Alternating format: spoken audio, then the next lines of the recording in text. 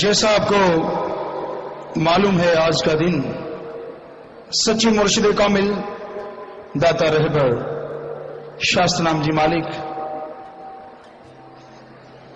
हमारे सदगुरु रहबर का जन्मदिन है।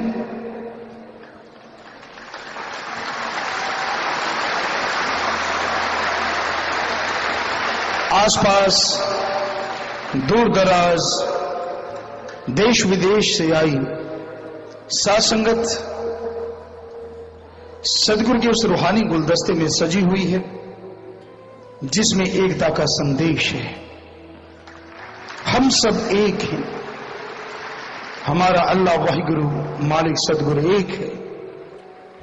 जिसने ये गुलदस्ता बनाया, सजाया, संवारा, संवार रहे हैं, संवारते रहेंगे, उसी मुर्शिद कामिल शास्त्र नाम जी महाराज का आज पाक पवित्र जन्मदिन है। और सारी साध संगत को इस जन्मदिन की बहुत बहुत खुशियों भरी मुबारकबाद कहते हैं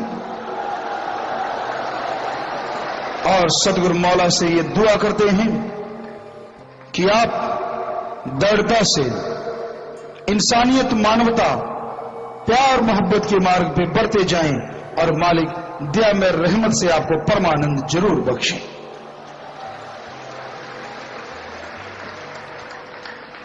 शास्त्र नाम जी दाता रहबर जिन्होंने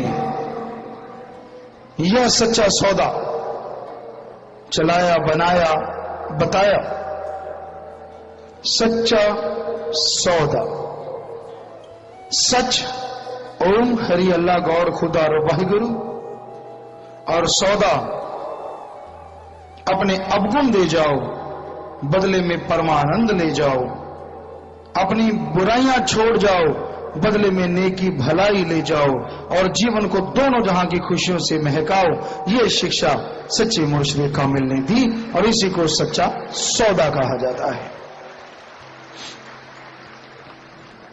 कोई पाखंड नहीं, कोई ढोंग नहीं, कोई दिखावा नहीं, कोई ढकोसला नहीं, किसी धर्म मजहब पे कोई कटाक्ष नहीं, बल्कि यह शिक्षा दी कि आप जिस भी धर्म में रहते हैं सिर्फ पहनावे तक सीमित ना बनो, बल्कि आप धर्म में लिखी हुई बात को अमल में लाओ तो सारी दुनिया उस धर्म को अपनाने को तैयार हो जाएगी। हमारे धर्म महाविज्ञान है। उनके रहमो करम से जब हम 23 साल के थे तो बेपरवाह जी ने अपना रहमो करम किया और इस खाक को, दास को अपना रूप बनाया, गुरगद्दी पे बिठाया। तो ये वचन फरमाए कि आप सारे धर्मों को पढ़ो। तो उनके रहमो करम से हमने वेद, शास्त्र, पवित्र गीता, रामायण, महाभारत, जिसे 5वां वेद कहते हैं हिंदू धर्म में, सिख धर्म की पवित्र गुरबाणी, ईसाई धर्म की पवित्र बाइबल और इस्लाम धर्म की पवित्र कुरान शरीफ या कुरान मजीद, इनको पढ़ा। और सूफी संत कबीर जी, शेख फरीद जी, नामदेव जी जैसे जैसे ग्रंथ उपलब्ध होते गए पढ़ते रहे, अब भी पढ़ रहे हैं जब भी समय मिलता है। तो उनमें हमने ये देखा, क्योंकि वैज्ञानिक तरीके से पढ़ा, हालांकि हम कम पढ़े हैं, कोई ज्यादा पढ़े लिखे नहीं, लेकिन जितना भी पढ़े नॉन मेडिकल के स्टूडेंट रहे, विज्ञान में रुचि थी। तो सदगुरु ने उसी दिमाग से हमें पढ़वाया, एक ओपन माइंड, खुले दिमाग से उनको पढ़ा एक वैज्ञानिक की तरह। और ये मिला कि विज्ञान तो कुछ भी नहीं, हमारे धर्म तो महाविज्ञान है, महाविज्ञान। इसके कुछ एक उदाहरण है, जैसे बैक्टीरिया, वायरस विज्ञान में 1850-1892 में मालूम हुआ। 1850 में कोई शीशे, कांच का काम करने वाला काम कर रहा था तो शीशे पे एक धब्बा नजर आया। तो उसने माइक्रोस्कोप से उसे देखा तो उसका नाम पढ़ा बैक्टीरिया। 1892 में वायरस की खोज हुई। ये वैज्ञानिकों ने बताया है, साइंस। लेकिन जब हमने वैज्ञानिक तरीके से हमारे धर्मों को पढ़ा तो वेदों में लिखा हुआ है कि बैक्टीरिया होता है, वायरस होता है। हजारों साल पहले, 1850 या 92, तो कुछ 100 सालों की बात, और वो वेद लिखे गए हजारों साल पहले। उसमें लिखा हुआ है कि बैक्टीरिया होते हैं या वायरस होते हैं। बताइए कौन सी महाविज्ञान है? विज्ञान ने तो कल परसों बताया। उसी धर्म के आधार पे हमने ये चैलेंज किया था वैज्ञानिक, क्योंकि हमारे पास आते रहते हैं, बहुत बार चर्चा चलती। हमने कहा आप जो कहते हो कि इंसान का पूर्वज बंदर है, आप मुकरोगे एक दिन। यहां जितने लोग बैठे हैं, हम भी पढ़े, आप लोगों ने भी पढ़ा होगा। जब स्कूल कॉलेज में पढ़ते थे तो उसमें आता था कि आदमी का पूर्वज बंदर है। बंदर की शक्ल सी बनाई होती फोटो में, वो बिगड़ता गया आदमी बन गया, पूंछ जड़ गई। तो हमने उनको कहा हम चैलेंज करते हैं, आप मुकरोगे? कहते नहीं गुरुजी, अभी मुकर गए। अभी जीव वैज्ञानिकों ने यह मान लिया है कि आदमी का पूर्वज बंदर नहीं है, आदमी और बंदर का कोई तीसरा है। हमने कहा कोई चौथा भी मिलेगा, अभी भी मुकरोगे। जब तक ये नहीं कहते आदमी का पूर्वज आदमी है, तब तक जान नहीं छूटती, जितनी मर्जी रिसर्च कर लो। क्योंकि धर्मों में यह लिखा हुआ है कि भगवान ने पहले बुत बनाए, जैसे मूर्ति नहीं बना देते, अलग अलग ग्राफ बना देते, फिर उसमें रंग भरते हैं, कोई पेंटर कोई कलाकार उसमें रंग भरता है। सदगुरु की रहमत से हम भी ऐसा किया करते थे। सदगुरु ने काम लेना होगा कोई ना कोई, तो तस्वीरें बनाना या पेंटिंग करना ऐसा चलता, तो उसमें पहले ग्राफिंग की जाती है और डिजाइन बनाया जाता है, फिर उसको दिमाग से सोचा जाता है कौन से कलर से ये उठ जाएगा। तो पहले जितने भी शरीर हैं उनकी ग्राफिंग की गई, बॉडीज बनाई गई, फिर उसमें आत्मा को भेजा गया। तो ये सच एक दिन मानना होगा। ये हमारे धर्मों में रिसर्च हो चुकी है। और जगह जिंदगी है कि नहीं, वैज्ञानिक तो अभी खोज कर रहे हैं, पर हमारे धर्मों में साफ लिखा है एक नहीं सैकड़ों जगह और जिंदगी है। और एक दिन वैज्ञानिक इस बात को भी मान लेंगे। तो सच्चे सदगुरु का यह परोपकार कि उन्होंने हमें शिक्षा दी कि आप धर्मों को पढ़ो, और जो हम धर्मों को पढ़ने वाले, मानने वाले, कैसे धर्म का निरादर कर सकते हैं? सत्कार करते थे, करते हैं और करते ही रहेंगे। यहां लाखों की संगत आएगी, करोड़ों के साथ संगत आएगी।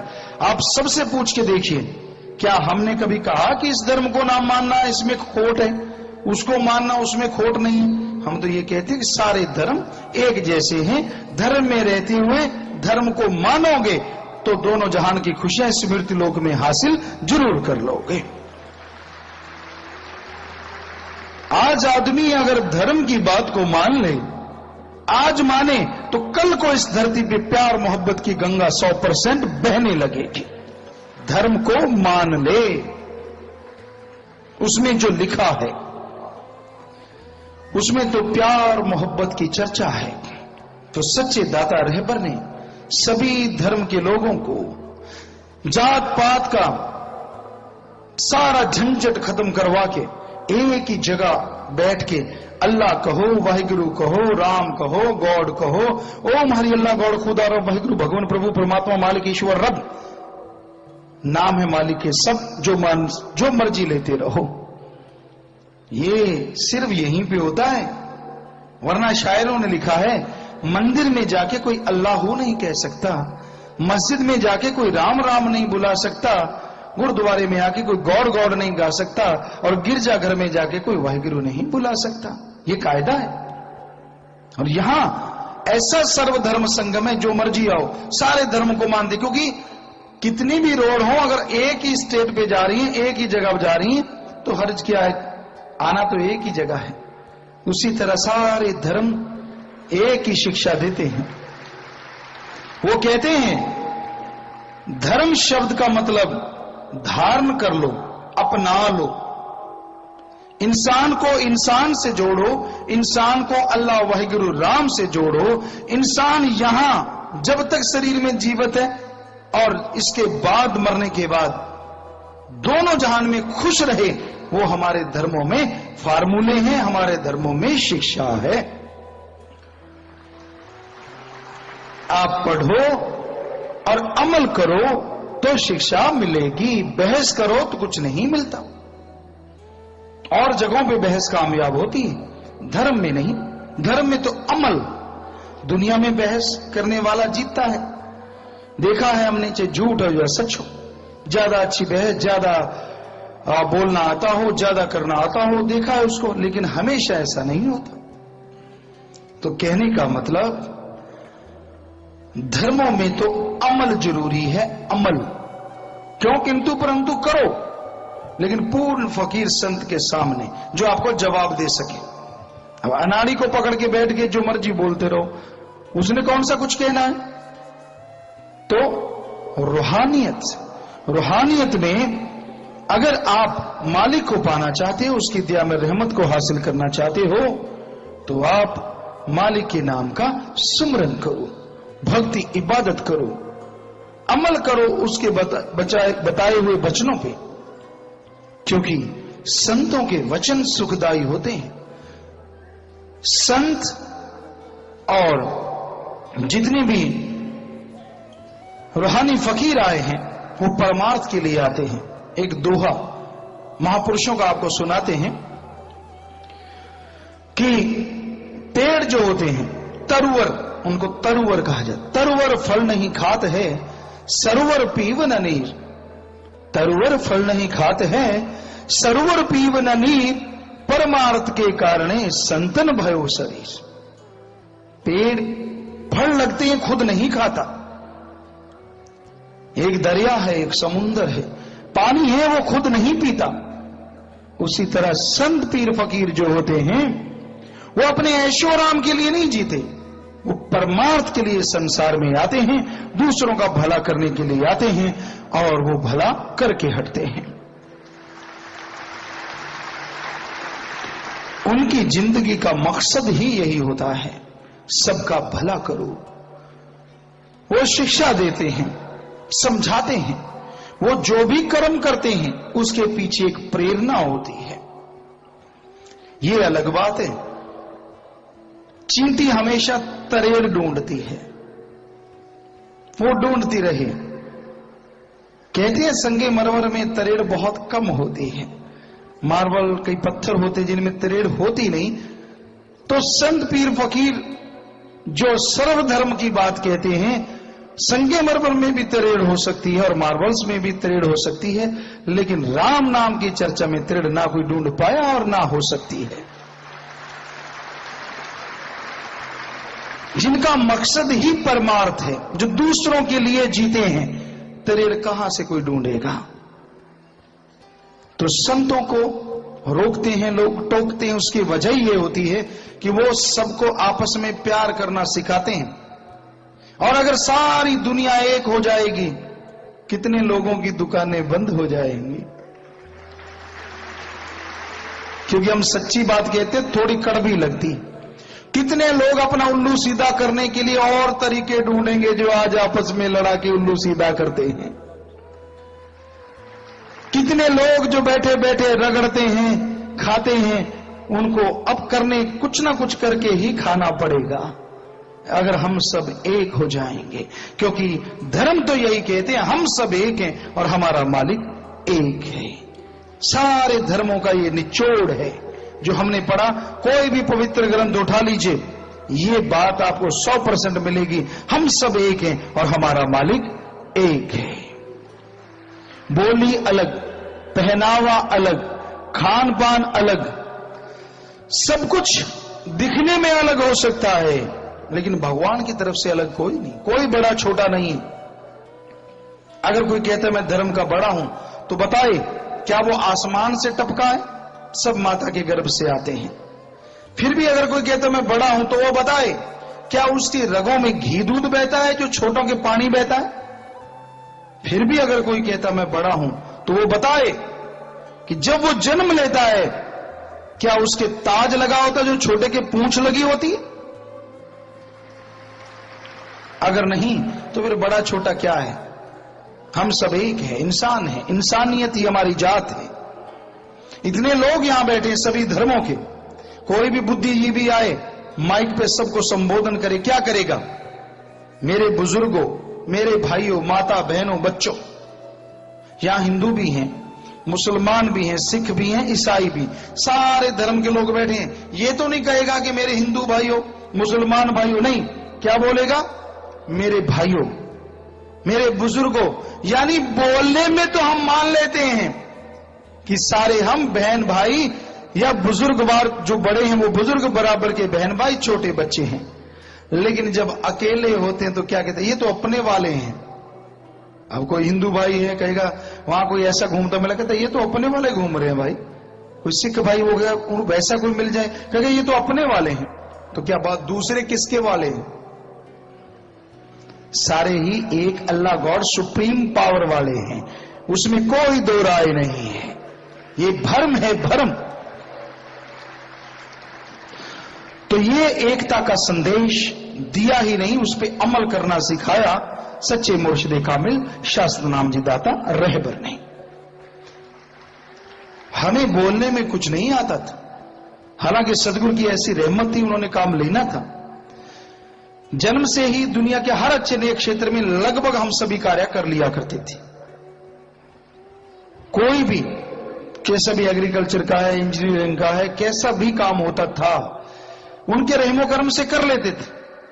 और सांस्कृतिक कार्यक्रम में भी गाना और कुछ करना, सब कुछ था। लेकिन एक काम नहीं, भाषण देना। हमें टीचर लेक्चरर हो सकता कोई ना कोई यहां आज आए हों, कहा तो था उनको, पता नहीं, तो उनको तो वो क्या करते थे कि आपकी आवाज अच्छी है, आप थोड़ा भाषण दें, ऐसा कुछ। मैंने कहा और जो मर्जी करवा लो, ये नहीं। शायद ये सदगुरु ने करवाना था, वो करवा रहे, हम नहीं बोल रहे। माइक थोड़े ना बोल रहा है, इसमें अगर हम बोलेंगे तो बेचारा बोल रहा है। वैसे हम तो एक माइक की मानिंदे, हम तो कुछ भी नहीं, खाक हैं, चौकीदार हैं।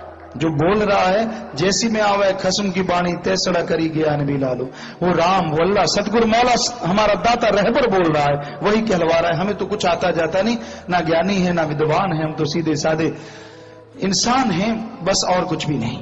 हाँ, वो कर्ण करावनहार है, करवाता था, करवा रहा है और करवाता ही रहेगा। ये उनके ही वचन है। तो उस पीर और मुर्शिद कामिल का जन्मदिन आज, और शाम को जन्मदिन का भंडारा है। और साथ संगत काफी बड़ी तादाद में आ चुकी है। 600 बाई 600 या बड़ा शेड है, बहुत बड़ा शेड है। तो इसमें साथ संगत बाहर निकल चुकी है अभी से, क्योंकि शाम को साथ संगत आती है, शेड लबालब भरता जा रहा है। और हमें लग रहा है दोनों तरफ से, बहनों की तरफ भी शेड से बाहर साथ संगत चली गई है। कुछ ना कुछ टेंट उठा दिए गए हैं, बाहर कनातें शुरू हो गई हैं। तो ये उस मुर्शिद कामिल की दया में रहमत है। ये प्यार मोहब्बत का समुंदर, ये जगह बहुत है, 30-40 एकड़ के करीब है। कहा गया था कि ये जगह बहुत है। जो मुख्य सेवादार होते हैं कहते गुरुजी इतनी जगह तो बहुत है। हमने कहा समय बताए, और अब इतनी पंडाल कई जगह पे बनते 40-40 एकड़ के, तब जाके भी संगत पूरी नहीं आती। रोड जाम होते 40-40 किलोमीटर, 50-50 किलोमीटर। पिछली बार जो जाम लगे, इतने लंबे लंबे जाम लग जाते हैं। हमने कहा अब जगह, कहते अब जगह तो कम ही कम है। तो विष्णु पुराण में या भगवत पुराण में एक बात आती थी मछली वाली, तो वो वाली बात है कि मनु, संभ्य मनु, ब्रह्मा जी के जो पुत्र थे, उनको जब प्रलय, महाप्रलय आने वाली थी, तो भगवान ने मछली रूप धारण किया था विष्णु जी ने। और छोटी सी बन के जब उन्होंने आहुति ऐसे दी, तो वो बोलने लगा, हे राजन मुझे भी बचाओ। देखा नन्ही से जीव है, अरे तू बोल रहा है? कहता हाँ। कहता मुझे बचाओ। कहता तुझे यहां क्या खतरा है? कहता जी बड़ी मछलियां खा जाएंगी। कहता चल मेरे कमंडल में डाल लिया। घर जाके अपना स्नान करता, जैसे आप कहें आजकल के आप स्विमिंग पूल बनाते हो, वो भी तो राजा थे, महाराजा थे। तो उन्होंने अपने छोटा सा जो पर्सनल था स्नान घर में, उसमें डाल दिया। उसको डाल के अभी थोड़ा आगे निकले थे, आवाज, ये राजन मैं तंग हो रहा हूं। है तंग हो रहा है? जाके देखा जितना था टब उतना वो बन गई मछली। उसको उठाया, कहते यार ये चीज क्या है? बाहर बड़ा था उसका स्विमिंग पूल, बड़े बड़ा, तैरने के लिए, राजा महाराजों के बहुत कुछ होता है। तो उसमें डाल दिया मछली को, घुमा ही था, अभी थोड़ी दूर चला, पीछे से आवाज, ए राजन मेरी सुन। वो घूमे, समय मनु देखा जितना बड़ा स्विमिंग पूल उतना बड़ी मछली। आखिर भक्त भी थे तो हाथ जोड़ के बैठ गए। आप आम जीव नहीं हो सकते। मैंने सोचा था कि ये मछली छोटा सा जीव है, क्या चीज है, मेरा अहंकार टूट गया, मुझे दर्शन जरूर दीजिए। तो विष्णु जी ने दर्शन दिए, उसी मत्स्य अवतार जो कहा जाता है उसमें, और ये कहा गया कि भाई ऐसे ऐसे प्रलय महाप्रलय ने। तो कहने का हमारा मतलब, यहां बात सुनाने का, कि वही हाल मुख्य सेवादारों का हो रहा है। राम नाम, अल्लाह वाहिगुरु और खुदा रब के प्यार मोहब्बत में आने वालों का समुंदर बढ़ता ही जा रहा है और जगह कम ही पड़ती जा रही है। तो अपने तो हाथ ही जोड़ते, मालिक तू जाने, तेरा काम जाने, तू ही संभाल कर सकता है, तू ही सबकी रक्षा करता है, करता था, लाज रखता था, रखता है और कई गुना बढ़ के रखेगा। तेरे से ही ये दुआ है, तेरे से ही ये प्रार्थना है, वरना हम कहीं इंतजाम कर लेंगे, सवाल ही पैदा नहीं होता। एक बारात संभालनी मुश्किल हो जाती है, इतनी राम नाम की बारात, अल्लाह वाहिगुरु की याद में आने वाले, क्योंकि बारात से कम नहीं है। बारात वाले तो शराब पी के नाचते हैं, ये राम नाम पी के नाचते हैं, आप देखना इनको। कल परसों ये सेवादार कहने लगे हमने विश्व शांति के लिए नाचना है, विश्व शांति के लिए। तो हमने कहा ठीक है। तो ये नाचने लगे, और जब नाचने लगे तो 15,000 नाचे और एक ही एक्शन में नाचे, वो वर्ल्ड रिकॉर्ड बन गया।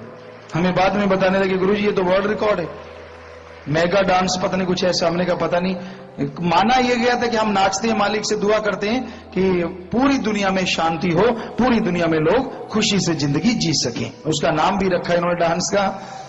तो कहने का मतलब, कई लोग कहते गुरुजी आप रिकॉर्ड बनाने के लिए कुछ करते हो। हमने कहा नहीं, हम तो मानवता की भलाई के लिए करते, रिकॉर्ड अपने आप ही बन जाते हैं। रिकॉर्डों का कोई ऐसा ख्याल नहीं होता।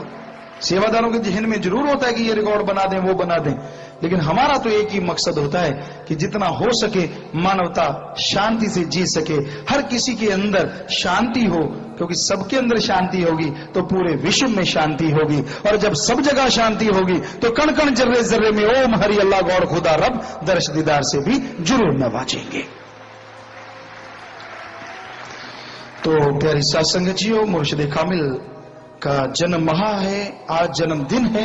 आप सबको बहुत बहुत मुबारकबाद, और साथ संगत से यही इल्तिजा करते हैं कि मालिक आपको खुशियों से नवाजे, दया में रहमत से माला माल करे, अंदर बाहर जो आपकी कमियां हैं उनको दूर करे, ताकि आप मालिक के दर्श दीदार जरूर करें, खुशियों को हासिल जरूर करें। आप सबको आशीर्वाद कहते हैं। और अगर आप कोई तोहफा देना चाहते हैं, कई बार होता है कि गुरुजी का जन्मदिन है, हम कोई तोहफा दें। जी, हम आपसे तोहफा चाहते हैं, हम भी मांगना चाहते हैं, हम भी लेने को तैयार हैं। क्या? एक नाम जपो और प्रेम करो, किसी जीव का दिल ना दुखाना, कभी मौत याद रखो, मालिक से डरो। आपस में बेगर्ज निस्वार्थ भावना से प्यार करो, उस अल्लाह वाहिगुरु गौर खुदा रब का नाम जरूर जपो, किसी का दिल ना दुखाओ, गलत काम ना करो, दिल ना दुखाओ, मौत याद रखोगी, जाना है एक दिन, फिर ठगी बेईमानी भ्रष्टाचार नहीं करोगे। अगर ये याद रहेगा यहीं छोड़ के जाना है। जब ये भूल जाते हैं तब ज्यादा इकट्ठा होता है, तब ठगी बेईमानी ज्यादा होती है। जब पता ही है कि सब छोड़ जाना है, फिर किसके लिए और क्यों? और मालिक से डरो, उस मालिक से अगर डरोगे तभी बुरे कर्म नहीं करोगे। अगर डर भय नहीं, भय बिना भाव कभी ना होए, भय बिना उस मालिक का अगर नहीं है तो दृढ़ विश्वास नहीं आता। तो आपसे यही तोहफा चाहते हैं और कुछ भी नहीं। तो प्यारी सत्संग जी, आपको मालूम है बहुत दिनों से यह चर्चा चल रही थी। नवंबर के महीने में बेपरवाह मस्ताना जी महाराज, जिन्होंने सच्चा सौदा चलाया 1948 में, यह ख्याल आया था वैश्यावर्ती का उद्धार करना और किन्नरों का उद्धार करना। किन्नर यानी खुसरे। तो किन्नर बहुत आ चुके हैं और आ रहे हैं। वो बच्चों की तरह हमसे मिलते हैं और एक पिता की तरह हमसे बातें करते हैं, माता की तरह रोते हैं, वैसे सब बातें करते हैं। उनका इलाज चल रहा है पूर्णतः। आज भी बहुत सारे किन्नर यहां पे शायद आए हों या शाम तक आएंगे। उनमें ग्रीनेस की वर्दी भी पहने रात नाच रहे थे, यानी वो सेवादार भी बन चुके हैं। तो आज महायज्ञ की जो पहली कड़ी थी, वैश्यावर्ती का उद्धार करना है। आज उस महायज्ञ में आहुति डालने का समय है।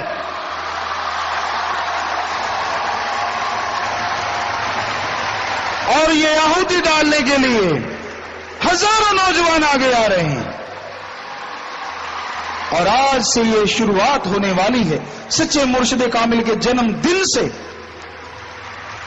जिसे समाज ने वैश्या बना दिया, जिनकी मजबूरी ने उन्हें वैश्यावर्ती के लिए आगे बढ़ा दिया, जिनके मां बाप ने उनको बेच के वैश्या बना दिया, समाज ने उनको भद्दा नाम दिया और उनसे नफरत की। आज वो पुण्य मुख्य धारा में आने को तैयार हैं और हम भी उन्हें अपनी बेटियों के रूप में अपना लिया है और आज उनकी शादियां की जाएंगी। और हम और भी हाथ जोड़ के पूरे समाज से ये प्रार्थना करते हैं कि हे समाज वालों, ध्यान करो, हरामखोरी के लिए तो वहां जाते हो, कभी अपने दिल पे हाथ रख के सोचा करो, अगर वो आपकी बेटी हो तो आपके ऊपर क्या असर हो। अरे लानत डाला करो अपनी हवस को, लगाम दिया करो अपने मन को। रिश्ते बने हैं हमारे धर्मों में, पति पत्नी का रिश्ता है, बाकी घोर पाप है। उन पापियों का उद्धार मालिक करने वाले हैं, लेकिन जिनको मजबूर किया गया, मजबूरी वश ऐसा हुआ, तो हम उन बच्चियों से भी हाथ जोड़ के विनती करते हैं, बेटा आप आओ। आज देखो, शायद ये मीडिया के सज्जन अच्छे संस्कारों वाले बच्चे यहां आए हैं, आपको शायद टीवी पे भी देखने को मिले कि आपकी बहनें आज यहां अपना बर चुनेंगी और वो भी समाज में सिर उठा के जिएंगी, सिर उठा के जिएंगी। आप भी आओ और आप भी आओ और जीने की कला सीख लो, नर्क से बाहर आ जाओ। एक स्वर्ग जन्नत से बढ़ के जिंदगी मालिक से दुआ करके आपके लिए तैयार है, आपको उड़ीक रही है, आपके लिए मालिक से बख्शवाएंगे और आपका पूरा पर्दा रखा जाएगा। कोई नाम वो नहीं होगा और पूरे पर्दे में ये शादियां होंगी। प्यारी साथ संगत जी, तो इस बारे में कुछ सेवादार बोलना चाहते हो तो आप बोलिए और फिर ये शुरू कीजिए जी। धन सतगुरु तेरा ही आसरा, धन सतगुरु तेरा ही आसरा। परम पूजनीय सतगुरु प्यारे जी और सतगुरु जी की प्यारी साध संगत जी, आज एक ऐतिहासिक दिवस है, क्योंकि पूर्ण मुर्शिद कामिल परम पिता शाह सतनाम जी महाराज ने आज के दिन सन 1919 को प्राणी मात्र के कल्याण के लिए इस धरा पर अवतार धारण किया। इस ऐतिहासिक दिवस पर आज पूज्य हजूर पिताजी द्वारा एक ऐतिहासिक पहल की जा रही है। ऐसी पहल जिसके बारे में कोई कल्पना भी नहीं कर सकता, सोच भी नहीं सकता।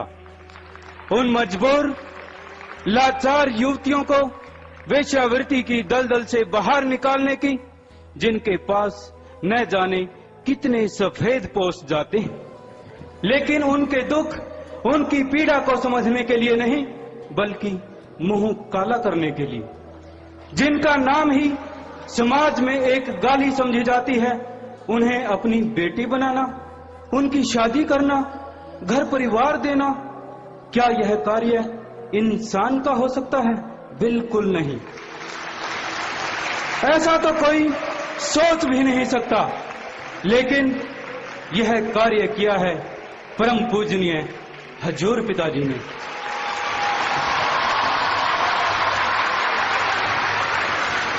किसी जमाने में एक गणका का उद्धार हुआ था, आज न जाने कितनी गणकाओं के उद्धार की पहल है।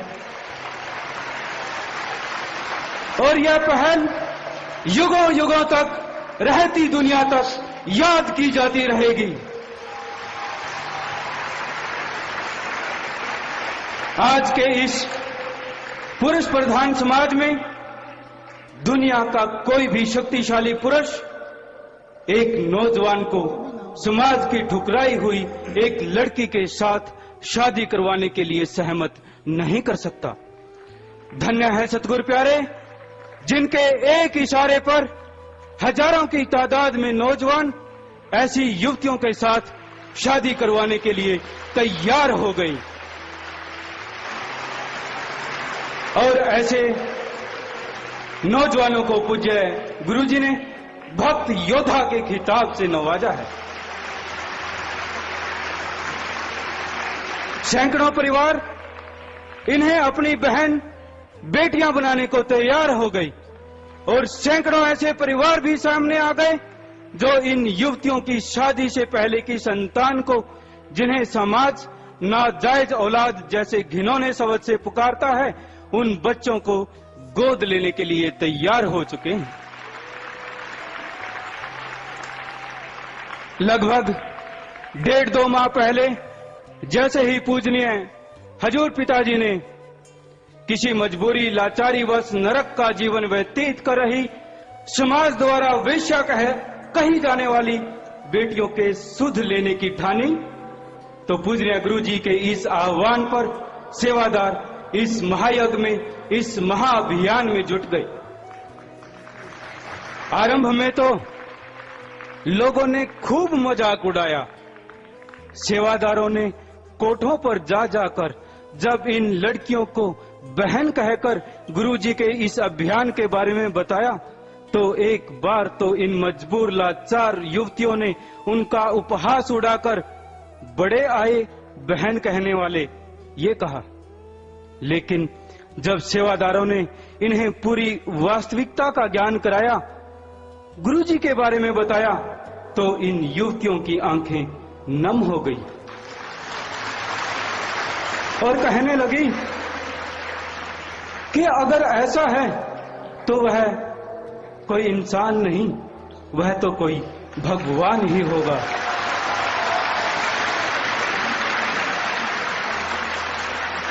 और डरी सहमी आखिरकार वो डेरा सच्चा सौदा में आने को तैयार हो गई। यहां आकर जब ये सेवादारों के साथ पूज्य हजूर पिताजी से मिली, जैसे ही पूज्य हजूर पिताजी ने इन्हें बेटी कहकर पुकारा, ये फूट फूट कर रोने लगी। जैसे सदियों से बिछड़ी हुई एक बेटी अपने पिता से मिलती है। आंसू थमने का तो नाम नहीं ले रहा था। वो दृश्य, वो क्या दृश्य था, शब्दों में व्यक्त करना संभव नहीं। इन युवतियों का कहना था कि कभी तो लगा कि कहीं यह कोई सौपन तो नहीं। हाथों से आंखें फाड़ फाड़ कर हमने एहसास किया कि नहीं, यह सौपन तो बिल्कुल नहीं। फिर लगा कि अगर यह सौपन नहीं तो यह कौन सी दुनिया है, हम किस लोक में आ गए जहां हर तरफ भाई बहन जैसा प्रेम, हर तरफ माँ बाप का स्नेह। जो तन लागे सो तन जाने।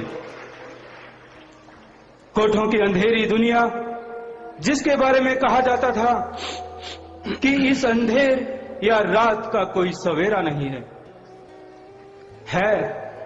सुबह इस रात की, और उस सुबह का नाम है डेरा सच्चा सौदा पूजनीय हजूर पिता संत गुरमीत राम रहीम सिंह जी इंसान।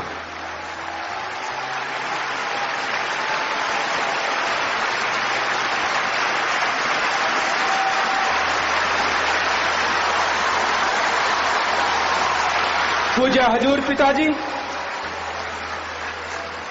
हजूर पिताजी उस अंधेरी रात के लिए खुद सूरज बनकर चमके हैं और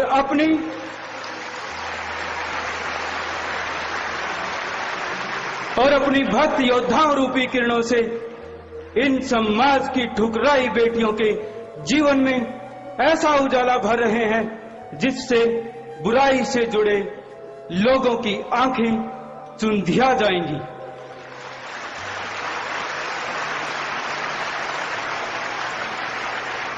करोड़ों की तादाद में मौजूद साध संगत पूज्य हजूर पिताजी के पावन चरणों में प्रार्थना करती है कि इन बेटियों की जिंदगी औरों से भी बढ़कर खुशहाल बने और एक सुखी खुशहाल परिवार के रूप में लोग इनका उदाहरण दें। प्यारी सत्संगजियों, हम यहां पे कुछ बात कहना चाहते हैं कि इन्होंने जो कहा वो हमने नहीं करा, जिन्होंने किया करवा रहे हैं वो शाश्वत नाम शाश्वत नाम शाश्वत नाम शाश्वत नाम। हम तो खाक हैं ना, भगवान तो दूर की बात, हम तो बिल्कुल खाक हैं, चौकीदार हैं, गुलाम हैं सबके। हमें कोई मान बढ़ाई की इच्छा नहीं है। करने वाला भगवान है, करवाने वाला भगवान सतगुरु मौला है। सो शास्त्र नाम दाता रहबर करवाने वाले हैं। और साथ संगत से ये हम भी चाहेंगे कि उन बच्चियों को जिनको हमने अपनी बेटी के रूप में अपनाया है, सारी साथ संगत उस मालिक सतगुरु दाता रहबर दोनों जहां के मालिक से एक जोर से नारा लगा के उनके सुख शांति के लिए कामना करें। और फिर ये शुरू करेंगे। और उस लड़की का नाम, एक मिनट, आप कह रहे थे कि उस बच्चियों का भी, एक मिनट रुको साथ संगत जी, अरे भाई रुको, एक बार रुको, अभी तो बोले ही नहीं।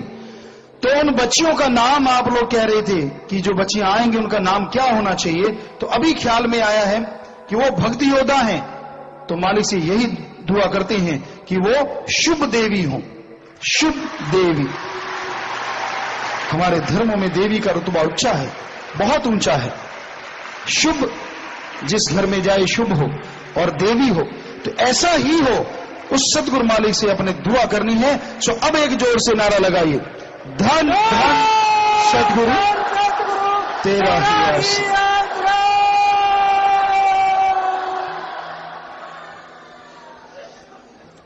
जी। और आज इस महायज्ञ की शुरुआत 5 शादियां करके हो रही है जी।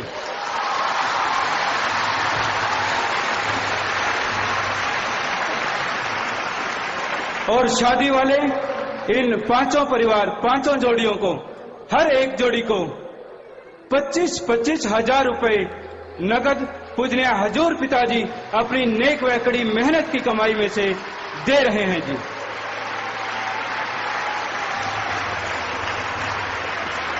और परम आदरणीय चारों शाही परिवार भी इन 5 जोड़ियों को 1,25,000 रुपए अपनी नेक व कड़ी मेहनत की कमाई में से दे रहे हैं जी।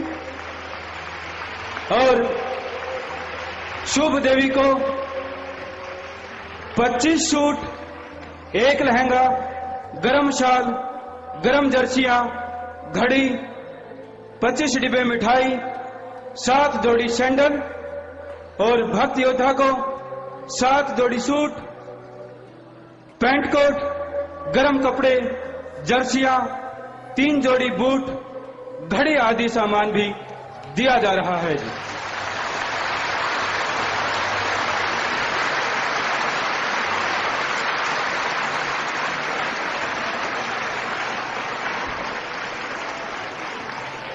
और जो पहली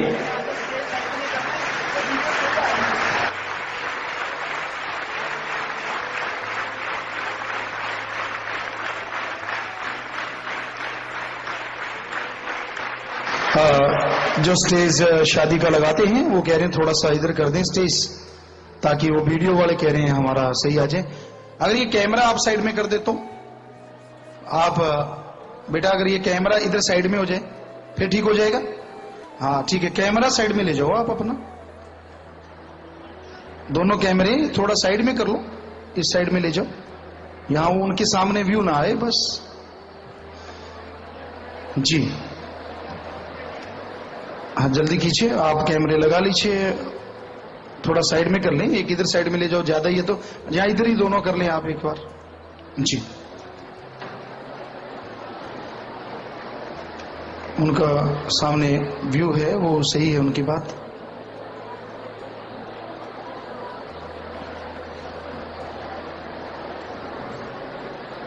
आपने अगर सामने से लेना तो उनके पीछे लगा सकते हो, आपका स्टैंड बड़ा है।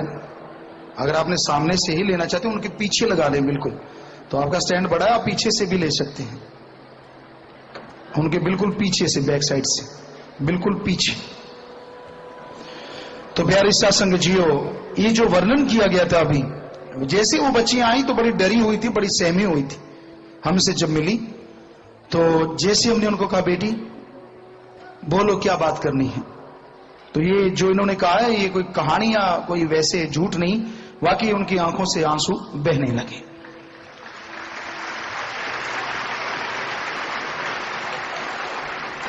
लाइटिंग जो है आप सेट कर लें, जैसा भी कराना चाहते हैं। वो थोड़ा कहते हैं लाइट पड़ रही है, कुछ ऐसा देख लें, बात सुन लें उनकी। तो वो बच्चियां जैसे जैसे यहां आती गई, हमसे मिलती गई, कुछ एक का इलाज करवाना पड़ा तो वो इलाज चल रहा है, बाकी बच्चियां शादी के लिए तैयार हुई तो उनका भी ट्रीटमेंट दिया गया ताकि वो समाज में उस तरह से रहें जैसे पति पत्नी रहते हैं। आयुर्वेदा हमने कुछ पढ़ा, यहाँ वैद्य हैं बहुत सारे उनके द्वारा, तो ये उनकी खुशी के लिए। तो वो बच्चियां कुछ आई, बहुत पढ़ी लिखी, बहुत ही अच्छी, ऐसी भी बच्चियां थी। उन्होंने कहा गुरुजी आप हमारे यहाँ क्यों नहीं आते। गुरु से फिर वो पापा पे आ गया और सीधा कह रही पापा आप हमारे क्यों नहीं आते। अपनी स्टेट में अलग अलग स्टेटों से जो बच्चियां आई थी, रो रही थी। हम कह रहे थे बेटा आपकी शादी करते हैं, वो कहते नहीं पापा हम तो 2-3 ही आए, वहां तो हजारों लाखों में है, आप चलो तो सही, आपको उड़ीक रहे हैं। हमें बड़ा अच्छा लगा, नाम लिया, वो 5-7 दिन यहां पे रही और रोने लगी जाते टाइम, बहुत रो रही थी कि पापा आप वहां आओ। हमने कहा बेटा आप पे तो रंग अभी चढ़ गया, आप अपना भला ही करवाने को तैयार नहीं, आप सबका भला चाहती हैं, यही रूहानियत का रंग है। हमने कहा यही शायद असर है। तो सारी साथ संगत पे ऐसा असर हो, सारी दुनिया पे ऐसा असर हो, सारे समाज पे ऐसा असर हो, तो शायद कोई वैश्या के पास जाएगा ही नहीं, तो कोई ऐसा बनेगा कैसे। आप लोगों से भी हाथ जोड़ के विनती है कि आप अगर कभी इधर कदम भी ना उठाएं उस तरफ, बुराई की तरफ, तो बुराई पनपेगी कैसे। अरे समाज में ये ठेके हैं, शराब का ठेका कैसे चलेगा अगर पीने वाला एक आदमी नहीं जाएगा। तो आप कहते बंद कैसे होगा, मत जाओ पीने, अपने आप बंद हो जाएगा। तो कहने का मतलब आपसे हाथ जोड़ के विनती है कि आप सारे इसमें सहयोग दें और ऐसी जगहों से बच के रहें, जाएं ही ना, और वहां के लाचार बच्चों को आप पुण्य मुख्य धारा में लेके आएं। ऐसी हिम्मत कीजिए, मालिक आपकी झोलियां दया में रहमत से भरेंगे।